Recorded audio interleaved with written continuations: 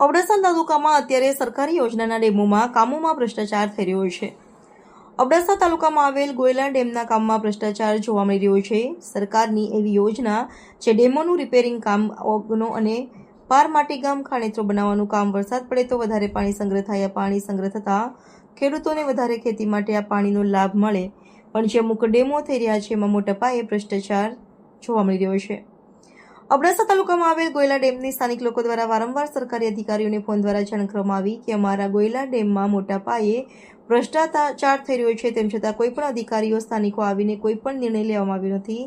સરકારી નિયમ અનુસાર ડેમમાં ખાણેત્રો કરી માટી ઉપાડવામાં આવે, તેના બદલે ડેમની પાળની બાજુમાંથી આવેલા ઢીબામાંથી માટી ઉપાડવામાં આવે છે। માટી કોઈ પણ કામમાં આવતી નથી। ખરેખર આ માટી પાર ઉપર નાખવી જોઈએ।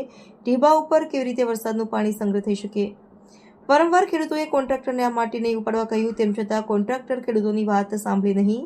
બીજી બાજુ જે હાલ ઓગનનું કામ ચાલુ છે, જેમાં ખરાબ રેતીના નાના પથ્થરો નાખવામાં આવી રહ્યા છે, એ પણ તદ્દન નબળી ગુણવત્તાનું ગણાય છે। બનાવેલ ઓગનના કામમાં પાણી પણ છાંટવામાં આવતું નથી। હાલ થયેલા કામમાં તિરાડો જોવા મળી રહી છે। આવા ભ્રષ્ટાચારી કામ બંધ કરવા માટે અંતે ગ્રામજનો દ્વારા સ્થાનિક મુલાકાત કરી સંપૂર્ણ કામ બંધ કરવામાં આવ્યું હતું। ખેડૂતોને એવી માંગ છે કે સરકારી કર્મચારી હાજર રહી આ કામ કરાવે અને નિયમો અનુસાર આ કામ થાય, એવી સ્થાનિક ખેડૂતોની માંગ છે।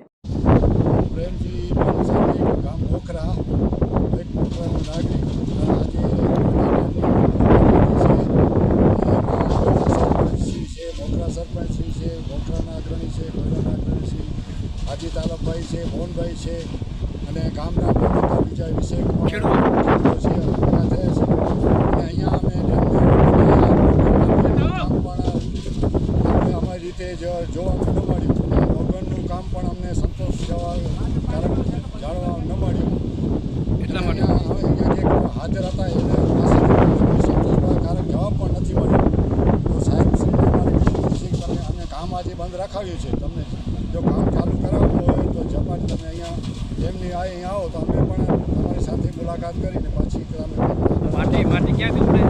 માટીનું પણ અમે બધું બતાવ્યું, અમને સંતોષકારક જવાબ ન મળ્યો કે સાહેબ છે એમાં અમે કરશું। પેચિંગનું કામ પણ ખોલી નાખ્યું છે। જો તાત્કાલિક પેચિંગ નહીં થાય, એમની મારે માટીની જરૂર છે, ત્યાં પણ અડધામાં માટી નથી આવતી। મેન પાવર તો તમે એમ જ નથી। હવે તમારી શું માંગ છે?